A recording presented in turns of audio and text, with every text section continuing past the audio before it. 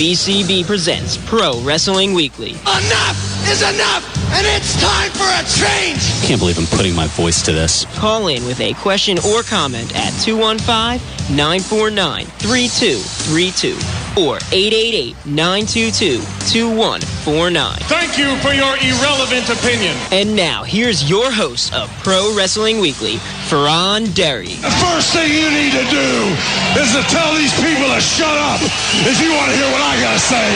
I'm a broadcast journalist. I have a right to my opinion. Oh, son of a... I am the best on this microphone, in that ring, even in commentary.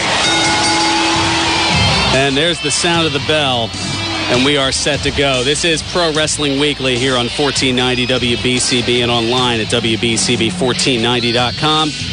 I'm your host, Fearon Derry, with you here on a pre-Christmas edition of Pro Wrestling Weekly. A lot to talk about, most notably TLC, this past Sunday's pay-per-view.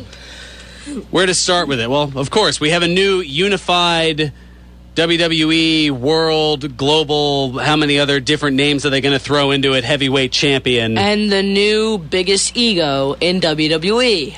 Hi, guys. Yeah, I made it to the show. I was getting there. I was getting there. Sure you were. Lucas the Intern. The one, the only, the legend in his own mind. Yeah. I don't even think I'm a legend. I'm not that good yet. Well, you've been trying to kill me forever. You're trying to take over as legend killer? Is that... No, well, actually, if it implies that I'm going to... whatever. I don't like where we're going with this. No, it's just the fact that we've been on a feud for about, I don't know, what is it? Since you turned heel, actually. You mean since I became honest? Get it right. Also joining me in studio now, this is the holiday season, and I do somewhere in there have a heart. Whether it's black, like what was that? That brief run of Owen Hart as the Black Heart, going back, something like that. But with it being the holiday season, it's all about friends and family, and this is something I've been meaning to do for quite a while. One of my best friends growing up has joined me here in studio. Also a big wrestling fan going back to the day. And Randy Orton's neighbor. Yes. Now living out in St. Louis. Neighbor. You're darn right. The WWE World Unified All-World Everything Champion. That's right. I live 5 minutes from him. They haven't even called him the Unified Champion yet. Oh, no. The official title they're going with is the WWE World Heavyweight Champion. Yeah, that's what they're going with, even though they gave people the opportunity to vote, and I guess Vince didn't like what the vote was, so they decided to go in a different direction. But yes, my good buddy and former Levittown native, I guess Levittown native in heart. That's right. Tim Waurick. That's right. Man, I don't even know where to start. Kind of like a lot of the times on this show. I guess we'll go back to when we were kids. I think you got me into doing all this from you talking to me about the Pro Wrestling Torch. That's back right. In the day. You had the newsletter, which has now exploded into a huge website. It's a huge website now, and I had subscribed to that way back. I think this was 1996. Yeah, and I had just started getting it, and then you happened to run into me. I figured out that you were a wrestling fan and started talking about it, and I had all the inside info, so it was back then that was a premium to have the inside info. It was a heck of a dirt match. Sheets. Yes, it was. Well, it wasn't exactly like I was hiding it. I mean, it was back in the day where I was wearing those awful white and pink Bret Hart T-shirts. It wasn't hard to figure out. The yellow and black all over Razor Ramon tees. And exactly. Gosh, what was the other one? I think it was like a green and white Tatanka one. Yep, that's right. Yeah, right. When you have that going around, it's pretty much can figure obvious. It out that you're a wrestling fan. Pretty much. Yeah, or most people are going, what in the hell that and is your that? Macho Man Randy Savage Halloween costume. Ah, yes. That. We have the pictures to prove it. Yeah, that may have to go up on the site at some point. But TLC this past Sunday, for those who missed it, Fandango beating Dolph Ziggler in the opener. Dolph Ziggler pulled off a win on Raw, though, which was he ended the cold streak. He won against Fandango. It was like I think it was like a roll-up. I don't know what to call it when they, like... A schoolboy? Yeah, like the sneak attack, yeah. Yeah, roll-up from behind or a schoolboy. I call it the low blow roll-up because it looks like he's about to, like, hit him, and then he, like, rolls him up, that sort of thing. It's like, well, that... look, don't give me that look. It's just like, that's what it looks like. No, I call it the low blow because it looks usually when they go for the low blow, they go like bam, but it usually just rolls them up. It's the low blow roll up. I call it. I feel like I need to hit the brakes, although I think you already just did. All right, CM Punk. Let's get back to TLC here. CM Punk beating the Shield 3-on-1. We both had picked the Shield to win that, and it turned out Punk defied the odds and beat the Shield 3-on-1, thanks to, and I guess in hindsight it makes sense, as we've got the possible dissension between Dean Ambrose and Roman Reigns of the Shield. I feel like, yeah, because my friend in school, who's also a big wrestling fan, I forget his name. Hopefully he's not listening, so he didn't hear that. Gotta love when that happens. I'm not a jerk, ladies and gentlemen. It's just like I meet a lot of people during the day. I'm very tired. Let's just but he was like, he good said, for you. Wow. You guys notice how Ambrose stopped wearing like the what do you call it? Like the cargo vest? I call like the chest protector. Yeah, like the Merc vest. I call them. You notice how he stopped wearing that? He started wearing just like it's sort of like he's trying to break out, and it could just be that it's too heavy to wear that and his U.S. Championship belt. Yeah, but he's not wearing the U.S. Championship belt in the ring. It's the fact that but that's a long walk down those stairs to be able to carry both. I mean, they're coming in through the crowd. It's just pure logic. Yeah, but it's the fact that I think that because the Shield lost the tag titles and he still has his United States title, he finds himself a little bit more superior than his other two hounds of justice. An interesting thought. Now here, this was something that kind of went back and forth, and we were actually talking about that. Let me get into my first bit of news and notes based on that. The Divas Championship match. Now, initially, you'd picked Natalya to win going against your heartthrob, Lucas. Yeah, because AJ Lee. Because it was, and I didn't even know about what happened at Tribute to the Troops. It was just the fact that look, it's just I thought, and I have nothing against AJ Lee. She gives me the. This is a PG show. Be careful. Yes, okay. Family friendly. She gives me feelings I've never felt before. It's just about...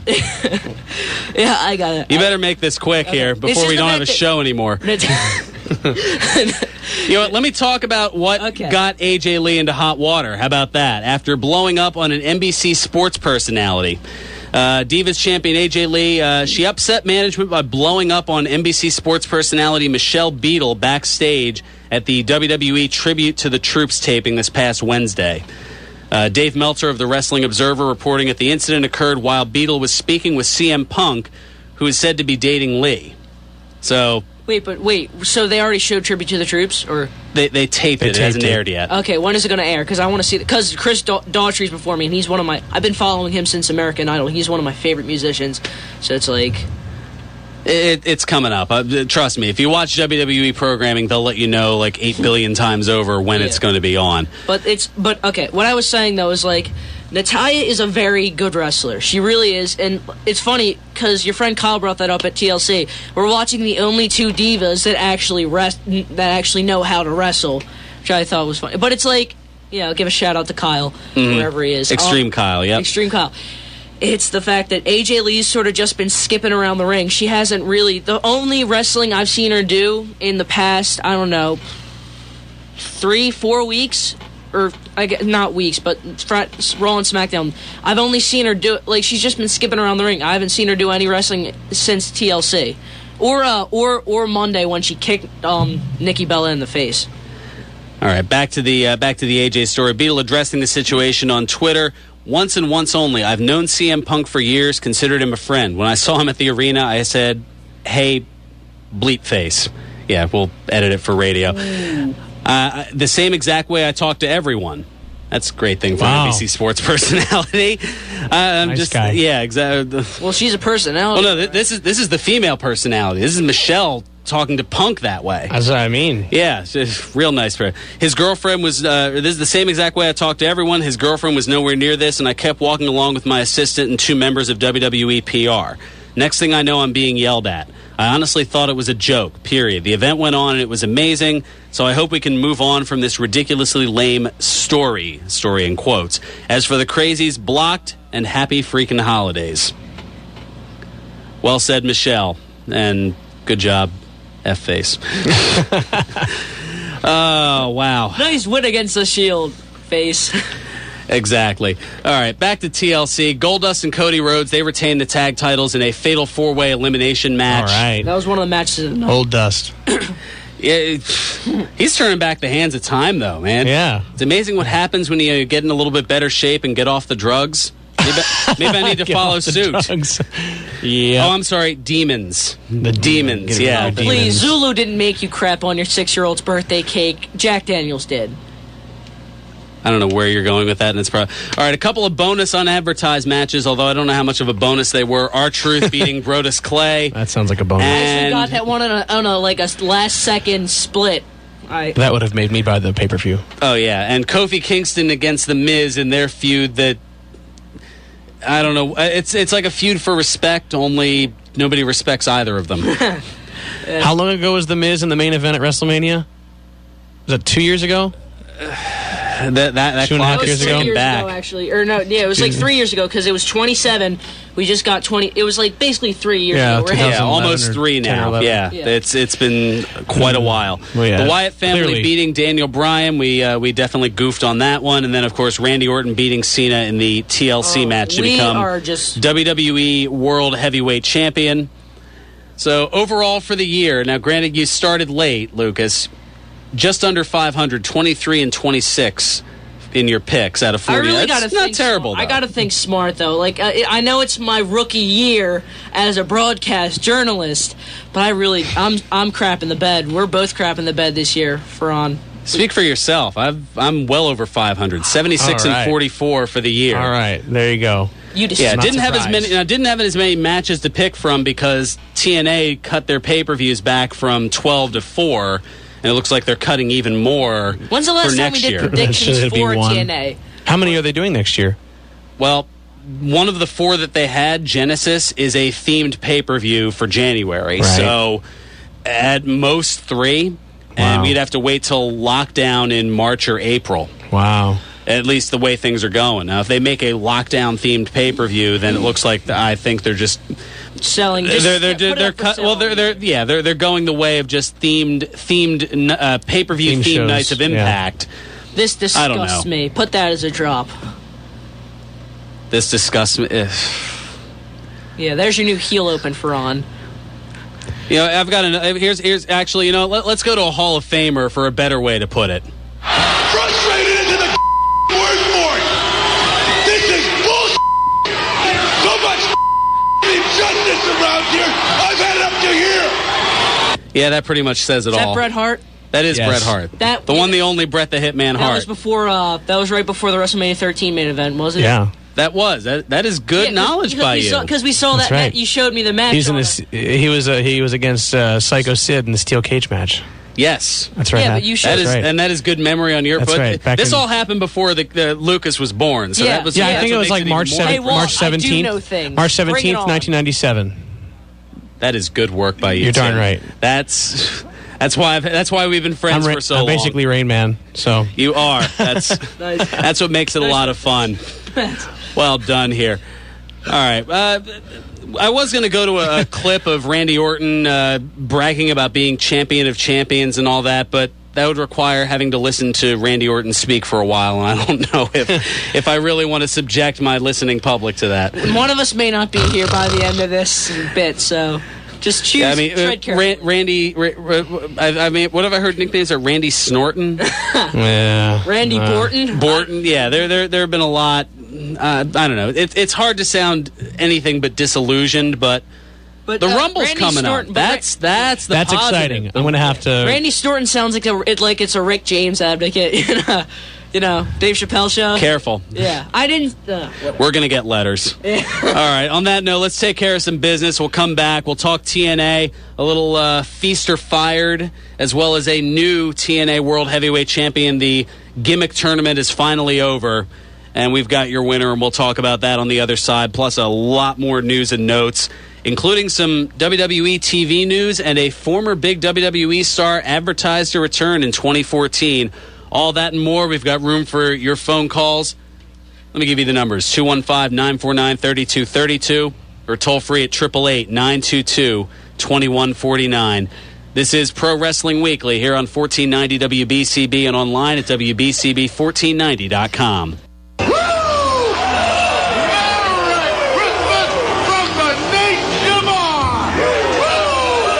And now, more Pro Wrestling Weekly with your host, Fearon Derry. Just what we need, another Santa's Little Helper match.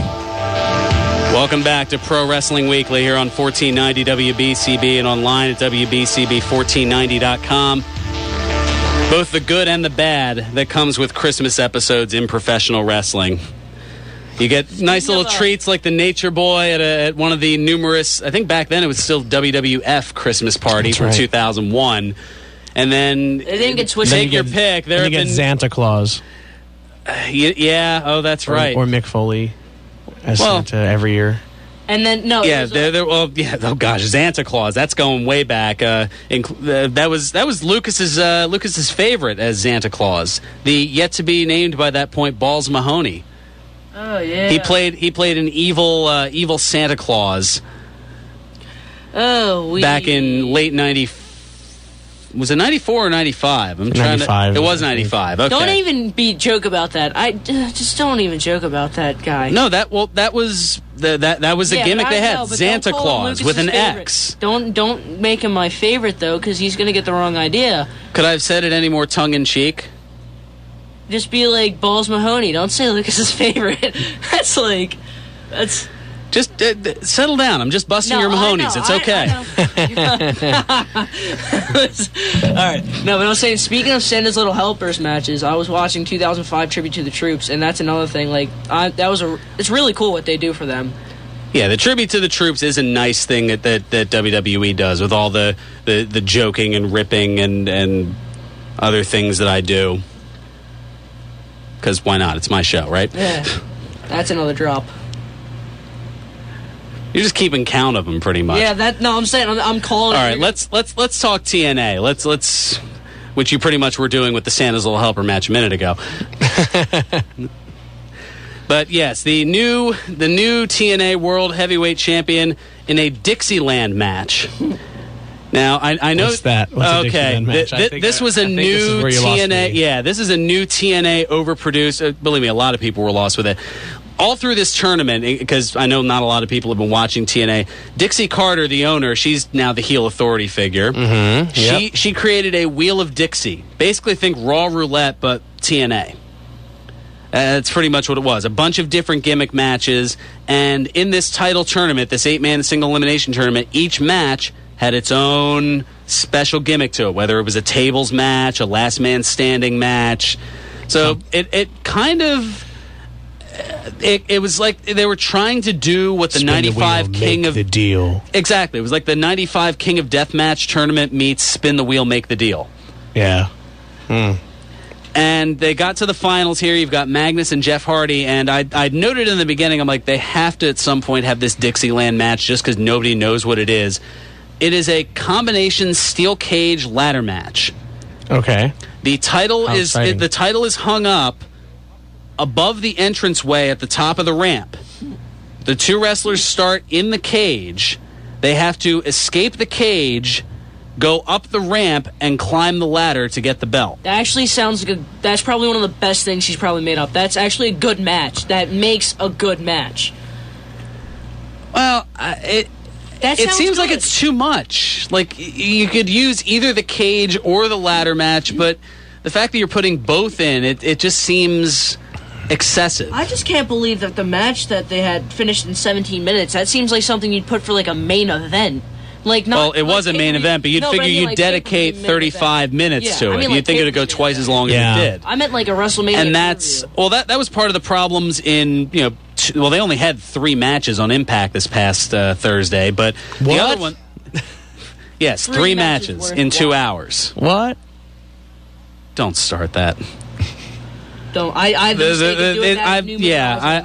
am so beyond the what. It's not. Yeah. They were doing a what chant for Cena, and he was like, I feel like some guys are just trying to cling on to the Cena sucks sort of vibe, especially like you've seen here. What that is, when people are bored with what's being said, that's what they do. It's funny though. They what because they're bored. It's funny, the fans the night after WrestleMania, they did all kinds of things because they were bored, and it made for one of the better, more entertaining Raws and one of the better crowds ever, just because you didn't know what they were going to do or say next. So it's like the Raw stunk because... So the fans were awesome because that Raw stunk, basically. A little bit, yeah. Pretty much. I mean, when you had, what was it, Randy Orton and the Big Show going at it for like 15 minutes, and that was where I think it was at its worst.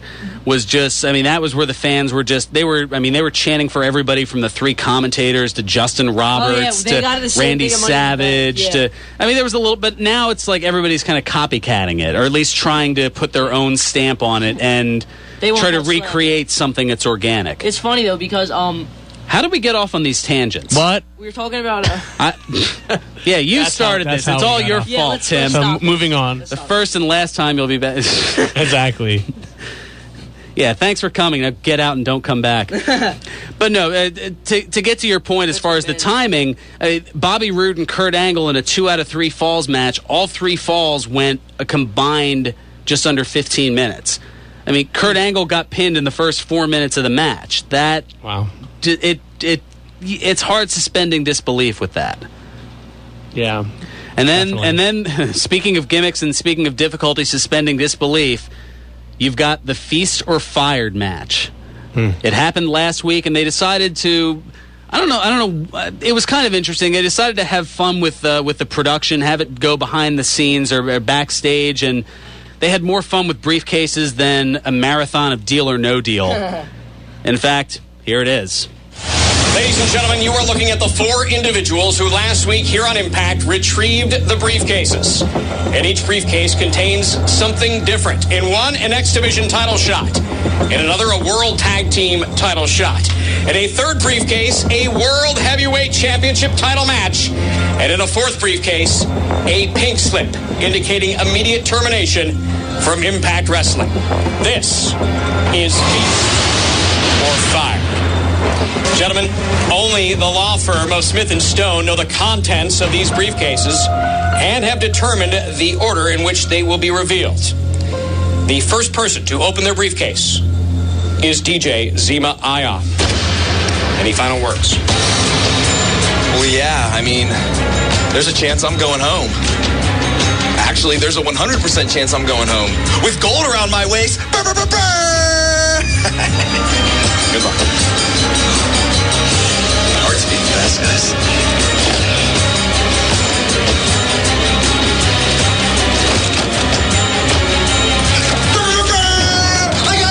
I got X, guys! I got X! I knew it! Woohoo! DJ Zima Ion, the recipient of an X Division title match. I'm keeping this briefcase. Up next is Gunner. Gunner, if you happen to get a World Tag Team title shot, is it a guarantee that you will pick the Cowboy James Storm as your tag team partner? What a clown question, JD. Of course. Of course I'm going to pick James. We got our differences, of course. But you know what? He's still my partner. Best of luck to you. That's it! Right there! Finally something I deserve. Congratulations, Gunner. A World Heavyweight Championship title match is yours.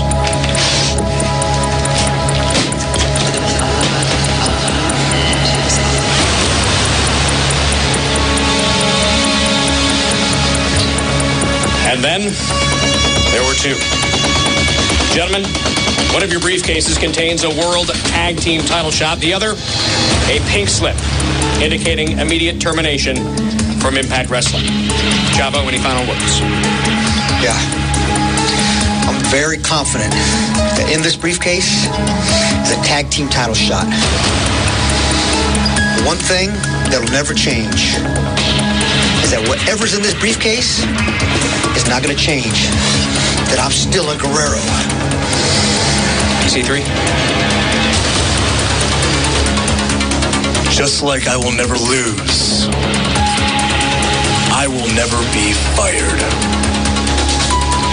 Because I'm a Carter and I'm so sorry to interrupt. I asked EC3 to do something great, and as a result, now his legacy's on the line. Ugh.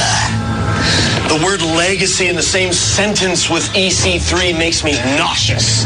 What makes me nauseous is what you're doing to this place. Chavo, did anyone ever hand you anything in this business? No way. No way. In fact, Guerreros, we've had to work twice as hard. They have had to work twice as hard. And you want to talk about the word legacy? Legacy is wrapped all around the Guerrero name. And the thought that this man right here would be compared to that. To think that this man right here would have a 50-50 chance of losing his job right now sucks. But guess what? On the other side of the fence, there's a 50-50 chance you might be fired. And I can see that you're squirming on the inside right now. So instead of squirm, I'll offer you a way out. An exit, if you will. What if I were to take the fate of whatever's in this case and put it on me?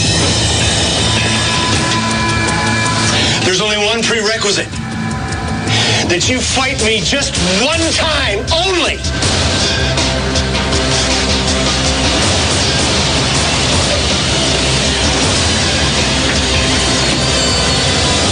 This is the icon Sting, challenging me to do something great again. Yeah. Well, I'll take the briefcase, Sting. Thanks. That's what I thought. Gentlemen, at this time, we will reveal the contents of both briefcases simultaneously. We do wish you both the best of luck. Please, reveal the contents of the briefcases.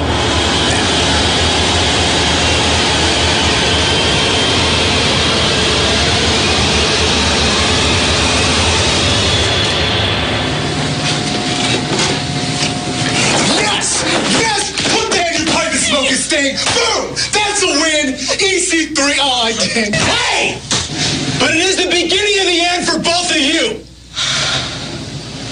You disgust me. And I don't have any words for you. So it looks like we're going to see Sting and EC3 somewhere down the road. But an interesting turn of events. Chavo Guerrero shown the door, given the pink slip, wish the best in his future endeavors. Or just simply fired. I don't know. Does Vince take him back? I don't think so. I mean, he's. We were discussing that off the air here. I mean, he's north of 40. At least I think he is. I don't know. He's been around. I mean, he's been around forever. But a lot of those luchadors come in. I mean, they start when they're like 12, and something like that. I think Mysterio was 15.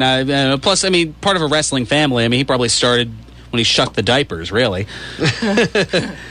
But he didn't exactly have the work rate that Eddie did. He doesn't have the charisma that Eddie does. I think he's just kind of milking he's milking the Guerrero name. Yep, 43-year-old. 43. Oh, yeah. I don't. Chavo Guerrero. I mean, we've already we've already got one guy in his mid 40s who's got a career renaissance going on, and that's Goldust. I mean, how many more of those guys are we going to bring in? Plus, we've got another big former WWE star who... Wait, Jake the Snake? Is he going to be in the Royal Rumble? He's lobbying for it. Yeah. Come on, Jake. I was going to say, as a fan of DDP yoga and... Me too. Yeah, and occasional using, although it's been a while. I'll admit it. It's... Ooh, yeah, I think I just felt the back crack there. It's definitely long overdue. But no, not necessarily Jake the Snake Roberts, but there is a former big WWE star who is advertised already to return in 2014. That star, Dave Bautista. Yes, he is advertised for a Road to WrestleMania house show in February in Las Vegas. The house show on Sunday, February 16th, 1 week before the Elimination Chamber pay-per-view. The advertising on the Thomas and Mack Center website, easy for me to say, reads, "Don't miss your favorite WWE superstars, including CM Punk, The Shield, Big Show, Kane, the WWE Divas, and much more. Plus, see the special return of the Animal Batista live." The arena website is featuring a picture of Batista both on the thumbnail link to the event and on the event listing itself. And that was an accidental release, wasn't it? I think it was an accident. I don't know if it was... They goofed? They let the cat out of the bag? Maybe. Well, but they advertised it, so, you know. Well, that's why they put cards subject to change on the bottom of all That's right. So they could always throw that as an out. Based on the timeline... Maybe they replaced Batista with Jake the Snake Roberts. I don't know. Maybe if it was down near the accountability crib in Atlanta, that could be a possibility.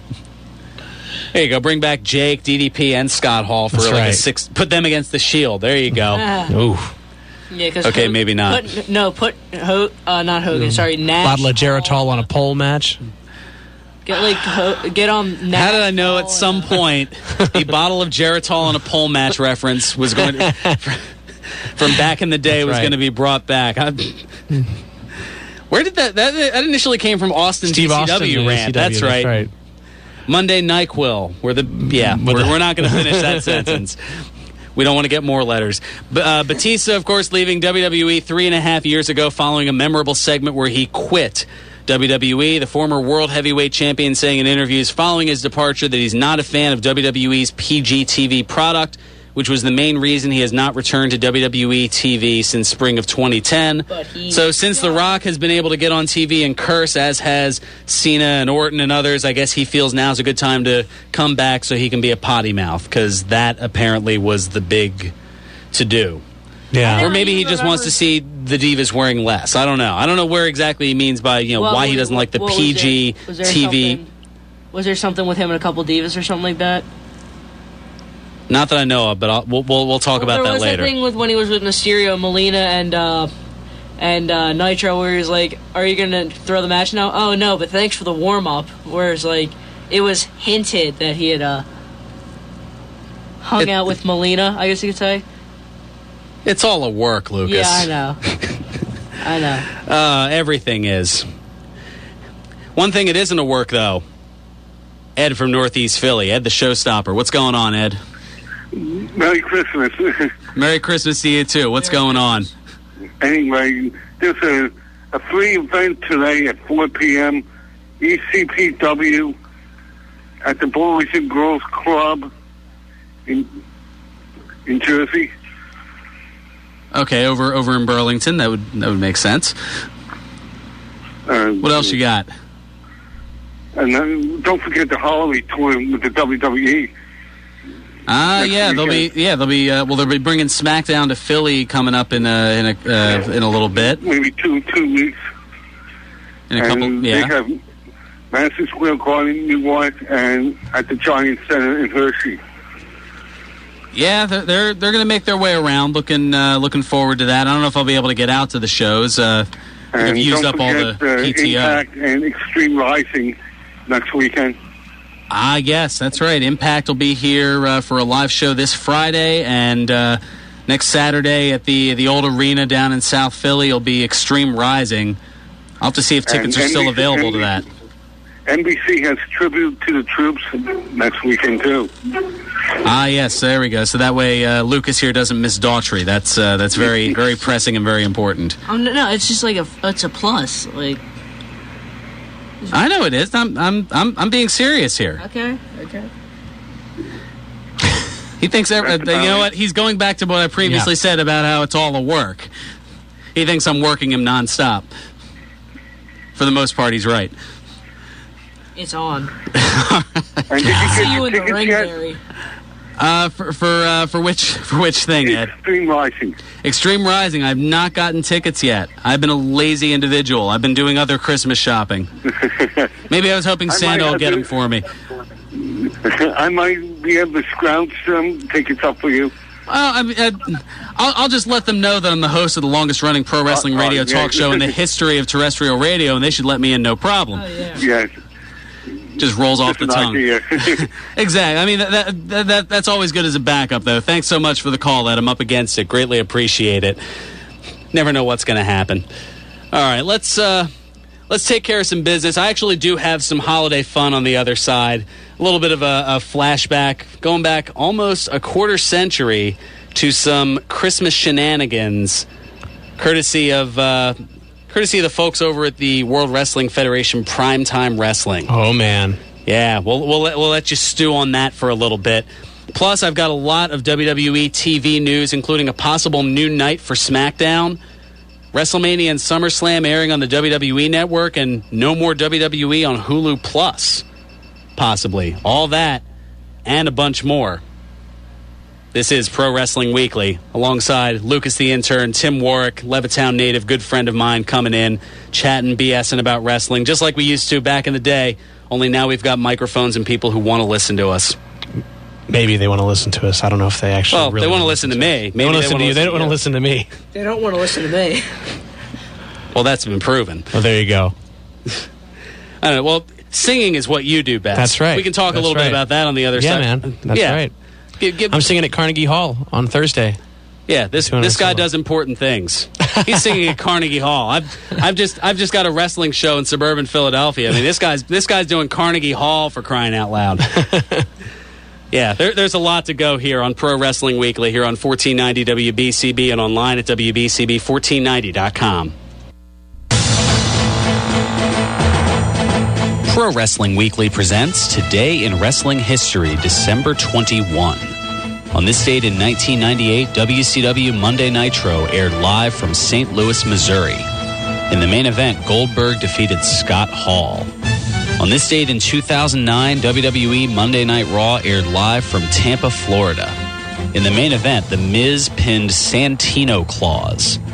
On this date in 2010, WWE SmackDown aired live from San Antonio, Texas. In the main event, John Cena pinned Dolph Ziggler and Vicky Guerrero in a handicap tag team match. On this date in 2002, WWE Monday Night Raw was taped in Oklahoma City, Oklahoma. In the main event, Jerry Lawler and Jim Ross defeated Lance Storm and William Regal in a tag team match. This has been Today in Wrestling History, December 21.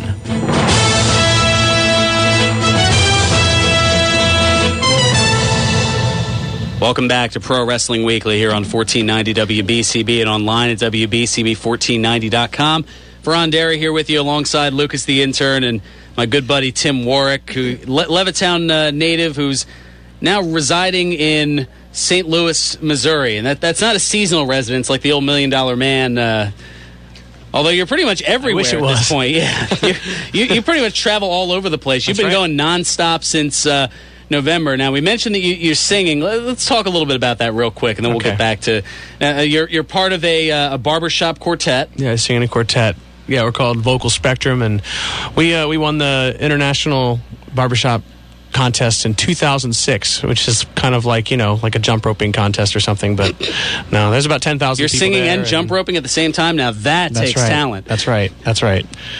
Yeah, so we did that, and we've traveled all over the place. We've been to Russia and Japan and China and Sweden and... Not Joni Laura, though. No. I've not been to that China. No. But yeah, we've been all over the place, and, it's a fun gig. You had to know that chop busting would have to happen. Yeah. Exactly. You're I can feel that slight trepidation. Like, what is he going to say next? What's he going to say? Oh gosh, Peter Griffin's. I've known him too long. Is he going to embarrass me?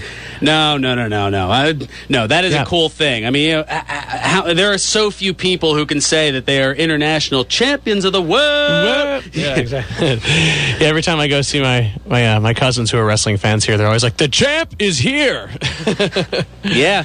And nobody can take that away from you. Yeah, so that's pretty cool. You should make like a belt with like a... And now, are you singing on your own, or is it the quartet going to... No, I'm singing on my own at Carnegie. I'm doing a solo over there with a youth chorus that's singing. So I'll be singing a solo over there, and I've been there a few times. So I was just there a few weeks ago and did a somehow, I don't know how I've played Carnegie Hall like 4 times, but that's kind of cool. That's 4 more times than I don't even think I've ever been in Carnegie Hall. Yeah. I don't even think I could get a ticket. I think apparently it's getting easier and easier to get there, but it's still pretty cool to do it. It's still prestigious. So, yeah, it sure is, and it's cool to be on that stage where so many... That's like saying you wrestled at Madison Square Garden. That's right. Yeah, it's like so many amazing artists have been there and performed there. I can think of like a lot, like Louis Black. He's a comedian, but like I can still understand. It's like a very prestigious. Yeah, and Lucas you see talking about comedians. No, come on, I'm just trying to... I'm just Mahoney busting. It's fine. Conversation. That's right. Just having some fun. My goodness. Oh, Ricky. Don't be sore. Yeah, exactly. It's all a work. Just keep remembering Peter that. Griffin's not in your quartet, is he? No. No. I'm not going to go any further. I'm not going to go any further. All right, news and notes. Let's get out of this as quick as possible. My goodness. Oh, my God. The Survivor Series preliminary buy rates released. Oofa. Not good. The show listed at approximately 179,000 buys, down from 208,000 from last year and 281,000 from the year before. Now, that was The Rock making his return 2 years ago, so that's why the buy rate was considerably higher, but still, oof. Yeah. And from what I heard from BCB and other wrestling correspondent Mike Samsel, apparently TLC, the lowest of 2013 as far as buy rates. So I can already feel Vince McMahon squirming when he has to do that fourth quarter report to the shareholders. So I don't know. Maybe that explains in part why Stephanie McMahon's been selling a majority of her stock. I don't know. The Rock topping the box office. Dwayne "The Rock" Johnson was the top grossing actor of 2013 according to Forbes.com. Rock's films added up to $1.3 billion at the box office. Did you? Yeah. Oh, yeah. Of course. It almost felt required. And his mini-Miz. No, The Miz was nowhere near it. Yeah, no, I know. It's like, no, because like he did that thing with Vern Troyer on a... Yes. Some things I try to forget. A new night for SmackDown? Well, WWE officials telling Variety that they are considering the idea of making SmackDown a live television show and changing nights. The story states that while costs would increase, WWE is willing to make the change if it means receiving a better programming fee for the weekly series. Wait, is Raw live or is it like... Raw is live Monday nights. SmackDown is taped Tuesdays and airs Fridays. Wow. They're thinking of... So would it be a Tuesday night? Possibly, but I mean, all this is based on the TV negotiation fees. So when, like, if we happen to go to that SmackDown on January, it won't be that soon. Oh, it wouldn't be. No, but I mean, like, would it have been? Oh. It's going to be on TV, basically, the one we go to.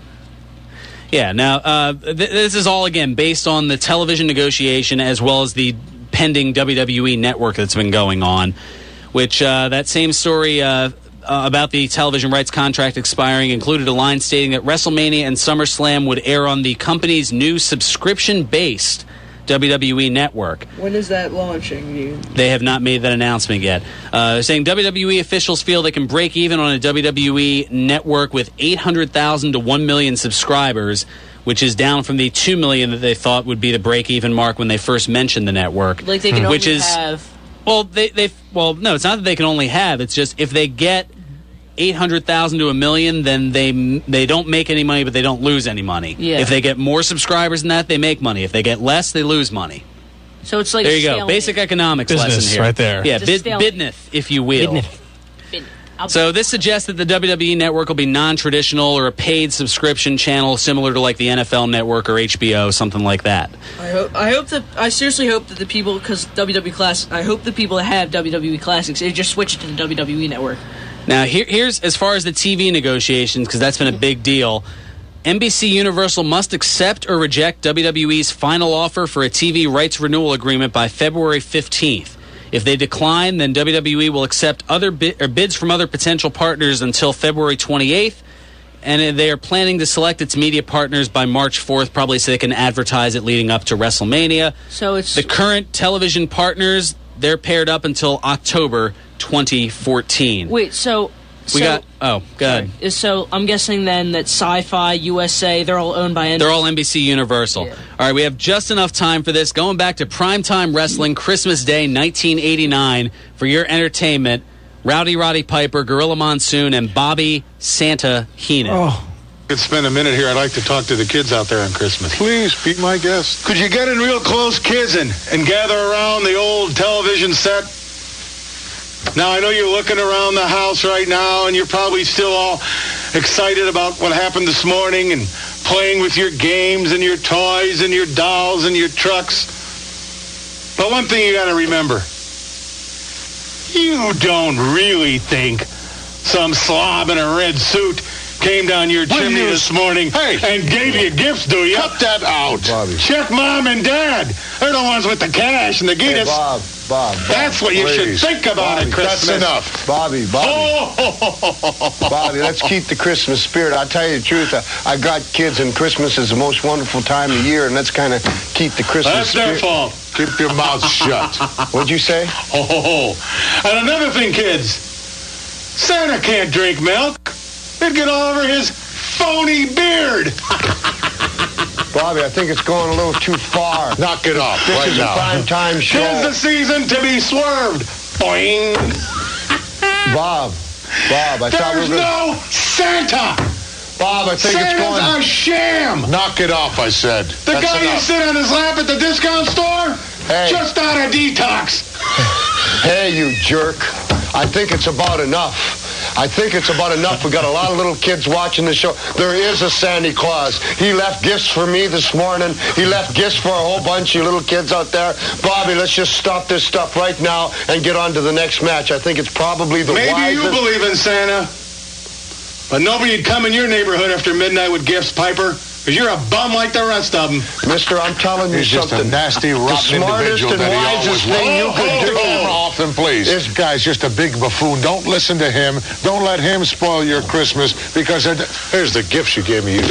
There was nothing in them anyway. Yeah, wouldn't surprise me. Hey, when's the last time you saw a reindeer fly? Will you stop? They may draw flies, but they don't fly.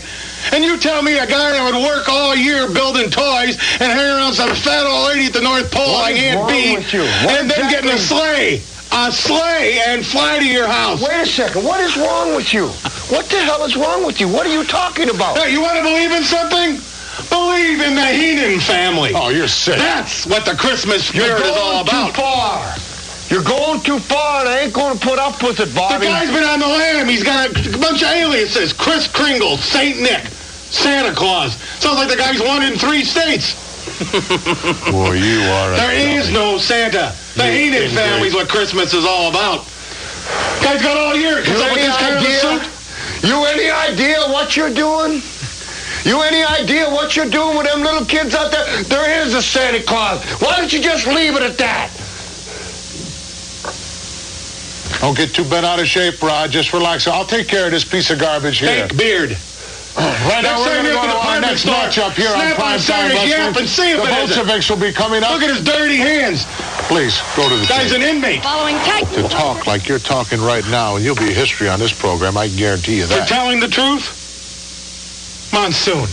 Why do you want to spoil Christmas for all those youngsters out there, or attempt to? You mean to tell me you put your jammies on last night with the feeties in them and the button-down bottom, put the milk and cookies there, then went upstairs, put your thumb in your yap, and hope some fat guy'd come with a reindeer and bring you bananas? There are millions of kids all over the world that did exactly that, for your information.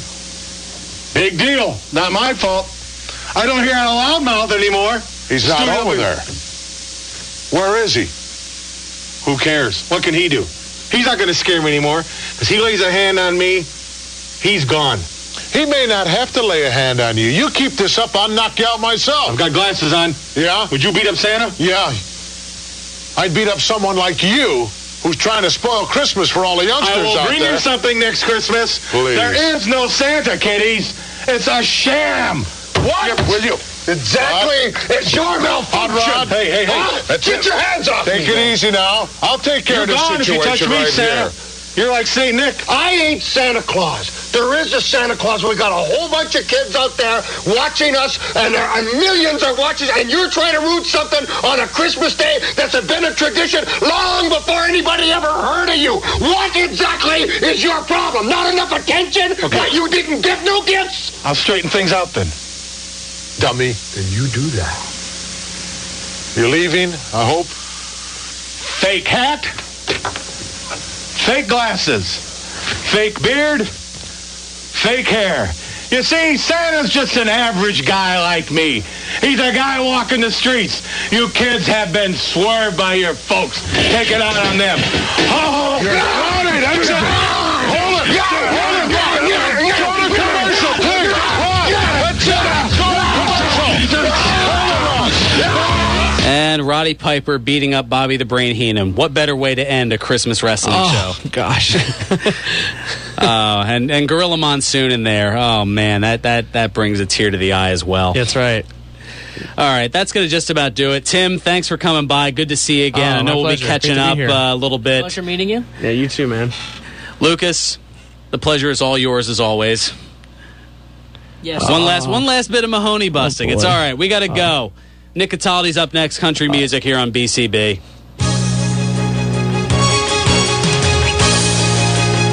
1490 WBCB, Levittown, Fairless Hills, Trenton.